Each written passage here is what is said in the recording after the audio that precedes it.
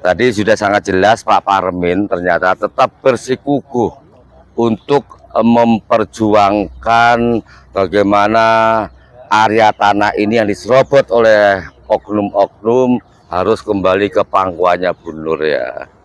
Gimana, siap semuanya ya? Siap. Allahu Akbar. Allahu Akbar.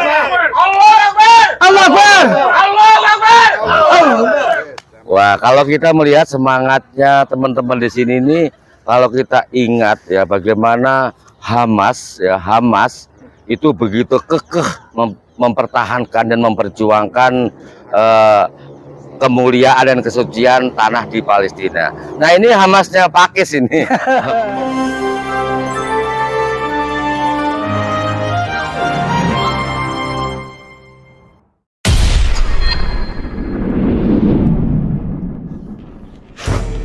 Assalamualaikum warahmatullahi wabarakatuh. Waalaikumsalam warahmatullahi wabarakatuh.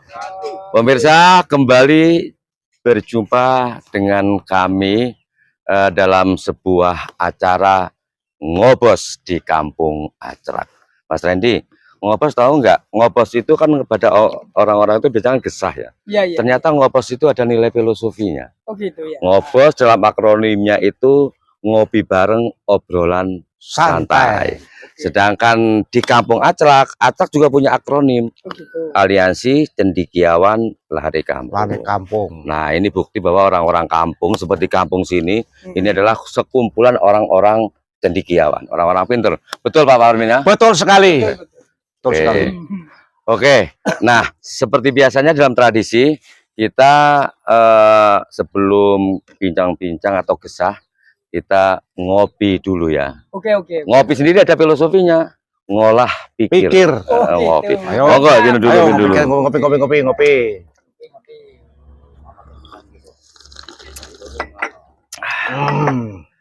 Oke, pemirsa, kita akan mencoba mengulik persoalan yang terjadi di lingkungan mana kerajaan ya, kerajaan Kelurahan Pakis, Kabupaten Banyuwangi, Kecamatan Banyuwangi.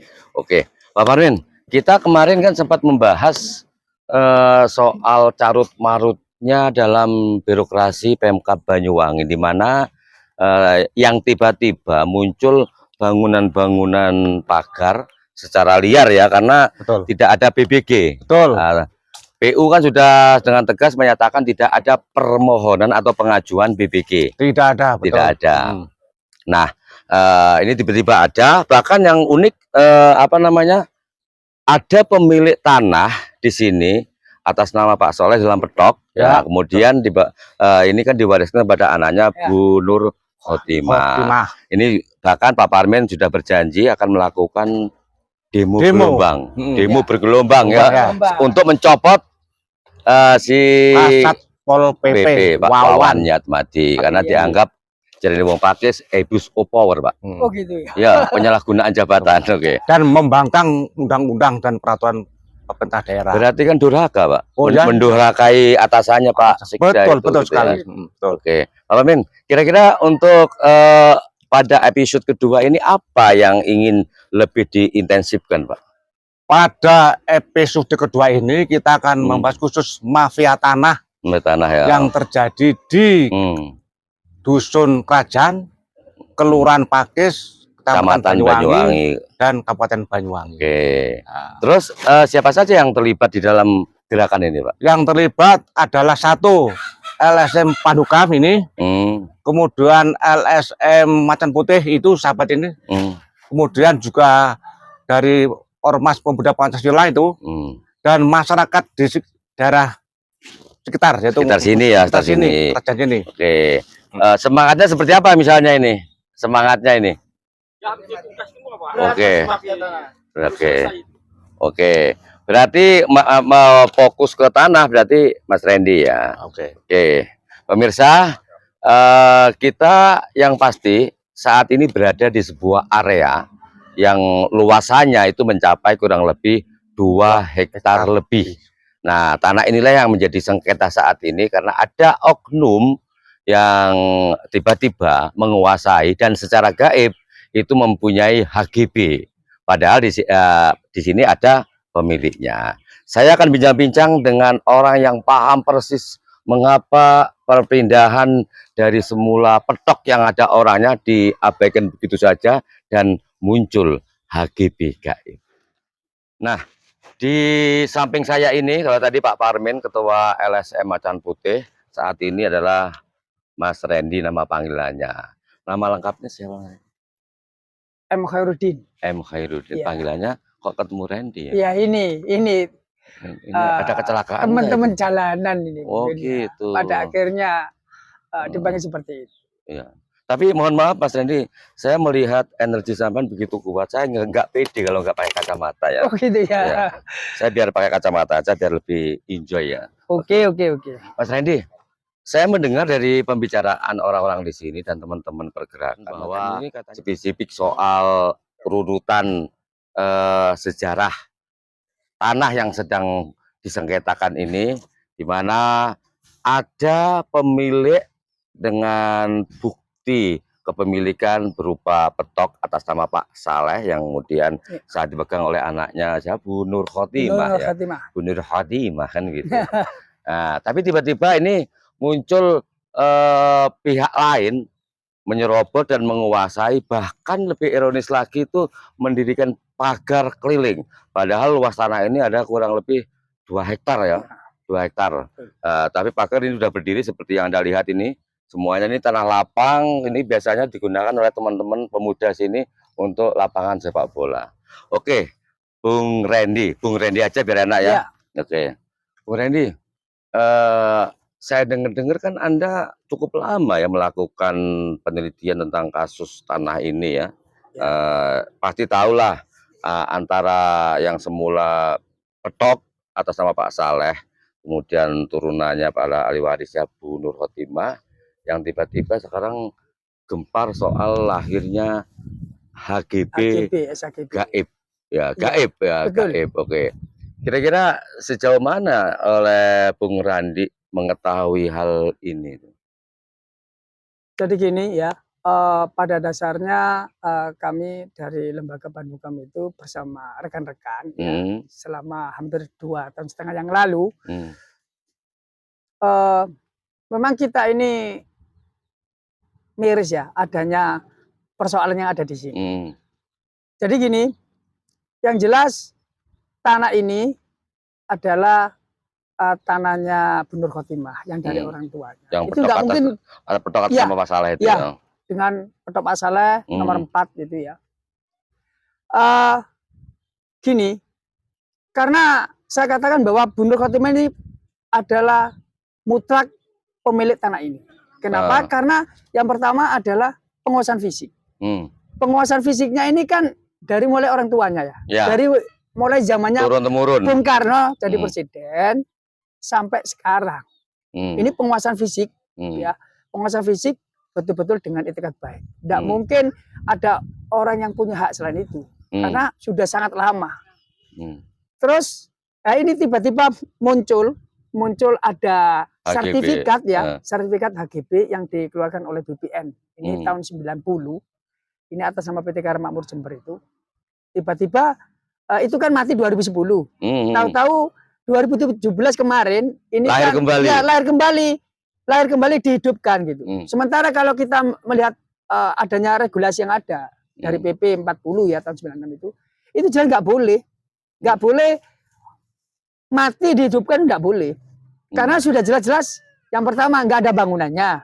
Berarti kan nggak sesuai dengan HGB. Nah, hak dan kewajibannya juga nggak dipenuhi. Sehingga ini kok bisa dihidupkan kembali gitu. Yang jelas di sini saya pastikan ada yang namanya mafia tanah yang bekerja sama dengan oknum pejabat. Oke, bentar Bung Randy. 2010 sudah mengalami kematian. Ya, mati. 2017 hidup. Nah, ini apakah sebagai sisi lain bangkit kembali dari kematian atau mungkin dibangkitkan dengan rekayasa tertentu dengan melibatkan banyak oknum-oknum demi lahirnya HGB gaib tadi? Jelas itu ya. Jadi gini, saya katakan bahwa itu kok bisa hidup di 2017 ya. Padahal aturannya nggak boleh hidup. Nah, ini jelas melibatkan pihak kelurahan, ya kelurahan. Saya nggak akan sebut di zaman siapa. Yang jelas siapa, ada pihak oknum dari pejabat kelurahan. Terus juga melibatkan oknum pejabat PPAT. Ya. Plus orang BPN, oknum BPN dari petugas BPN. Sebentar Mas Randy. Sebenarnya mereka kan paham ya bahwa hal itu jika memang sudah mati, tapi cukup lama kan 2010 ya. Betul. 7 tahun berikutnya dilahirkan kembali kan. Iya. Sebenarnya mereka kan tahu aturannya bahwa itu tidak boleh ya. Sangat tahu. Nah, sangat tahu. Kira-kira dengan ini kan berarti ada upaya-upaya memaksakan diri.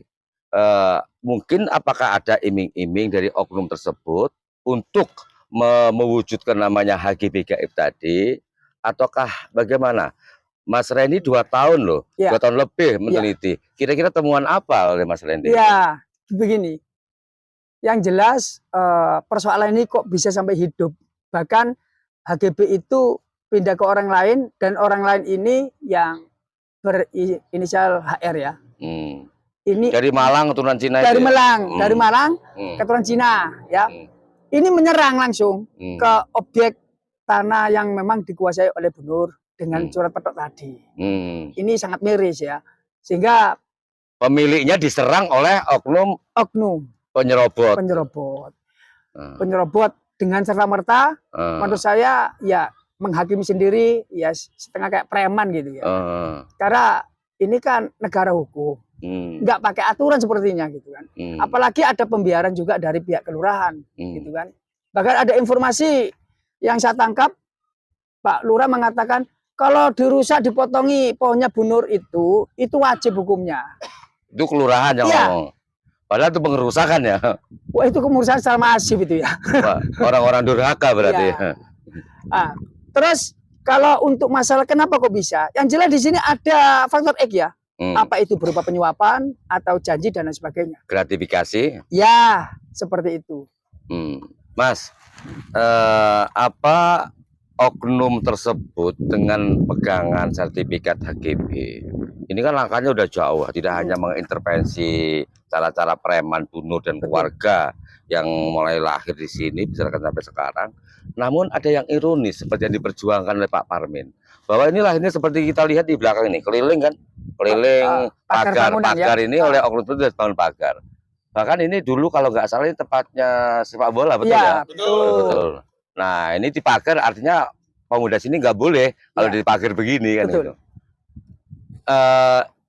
Sementara yang ironis pihak Satpol PP sebagai pengawal dan penegak perda itu bukan hanya diam, tapi melakukan pembiaran, bahkan potensi diduga pembenaran terhadap adanya pembangunan.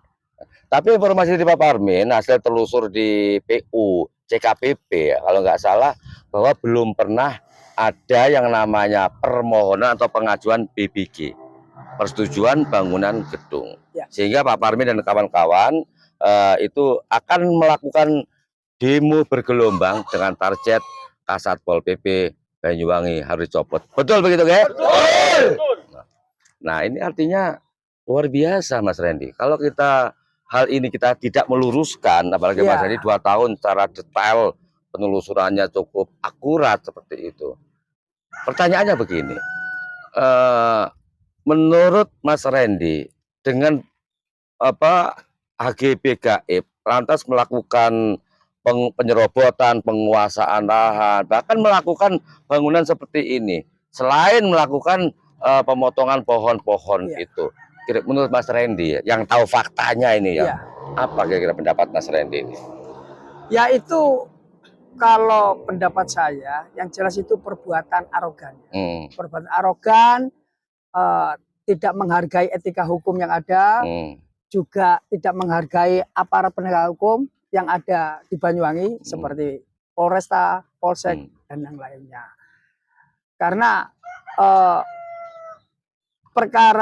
persoalan masalah bangun pagar dengan merusak tanaman yang ditanam oleh Bu Nur Khotimah selama ini tanpa melalui prosedur hukum atau lewat pengadilan.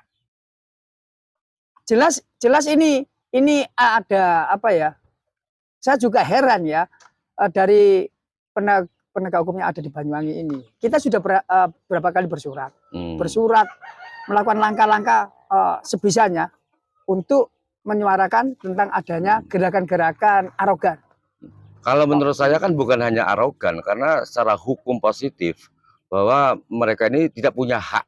Nah, tidak punya hak di sini jika kita runut flashback bahwa ada hak milik yang berbentuk petok itu ya. Artinya di situ sangat jelas bahwa tidak punya wewenang apapun, tidak punya hak apapun oknum tersebut melakukan penguasaan dan penyerobotan seperti ini. Nah, untuk Mas Randy, ini saya dengar Mas Randy ini, saya dengar terjadinya pembangunan pagar-pagar berkeliling di area tanah seluas 2 hektar lebih ini justru pasca putusan dari Pengadilan Negeri Banyuwangi. Betul. Yang dimana putusannya itu adalah bahwa tidak ada hubungan hukum, mereka itu nggak punya hak di sini. Nah, ini artinya sudah jelas, bukan hanya bicara arogan, ini perbuatan melawan hukum murni kan itu. Kira-kira Mas Randy setelah tahu melakukan penelitian terus pendampingan, apa yang akan Mas Randy lakukan untuk kedepannya ini?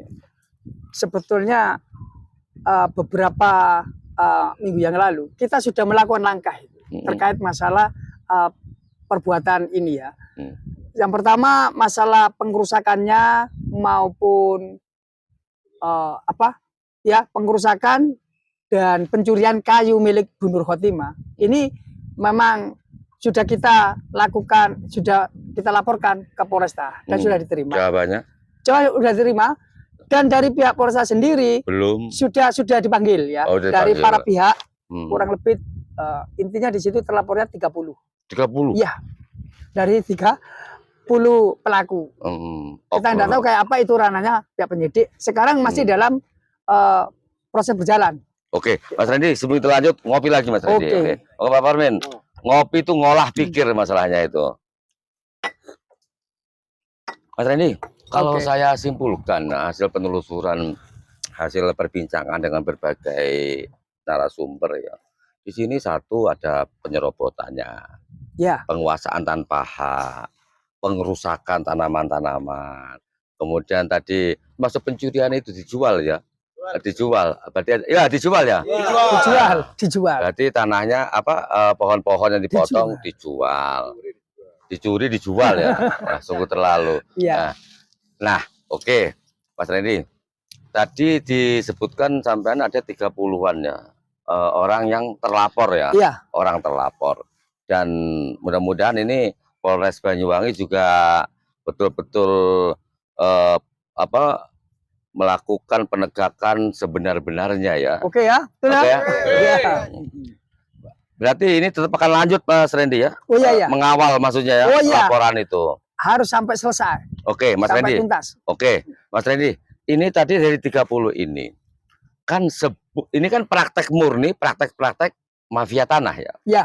Mafia tanah itu kan tidak bisa dilakukan seorang diri. Biasanya secara berjamaah. Betul. Yang ujung-ujungnya untuk genduren. Biasanya begitu ya, genduren. Ada nggak tengara menurut catatan Mas Randy setelah melakukan begitu panjang penelitian, pasti ada penyimpulan-penyimpulannya. Oknum si ABC itu yang tadi tanyakan sebenarnya dari kelurahan terus PPAT tadi. BPN sangat paham, sangat ngerti bahwa sesuatu ini yang sudah mati tidak bisa dihidupkan kembali. Betul. Kalau orang Banyuwangi bisa jadi jerangkong namanya. Ya, gentayangan dan jadi masalahnya kayak gitu. Oke, sampai di mana Mas Randy ngawal ini? Targetnya mungkin ada? Kalau targetnya yang jelas harus kembali kepada pemilik yang sebenarnya, yaitu Bu Nur Khotimah. Karena nggak bisa dipungkiri, kita sangat paham bahwa di dalam Undang-Undang Agraria itu penguasaan visi itu nomor 1. Ini tanpa nggak tahu atau nggak ada tahu-tahu melakukan penguasaan ini kan lucu. Iya. ini juga bukan tempat absentia, juga bukan kan? Ya, Karena ada bukan. pemiliknya yang betul. menjaga. Oke, sekarang sebelum saya akhiri, ada saran mungkin kepada kepada di kepolisian yang menerima laporannya Mas Randy, juga masyarakat selama ini kan nggak paham masalahnya, nggak melek gitu loh. Mungkin monggo sampaikan. Ya kalau ini saran dari kami ya, dari lembaga Pandukam yang selama ini mengawal persoalan ini, harapan kami yaitu dari pihak Polresta yang menerima laporan dari Bu Nur Khotimah agar segera persoalan ini ditindak tegas ya para pelaku dan segera dilimpahkan ke kejaksaan untuk agar disidangkan.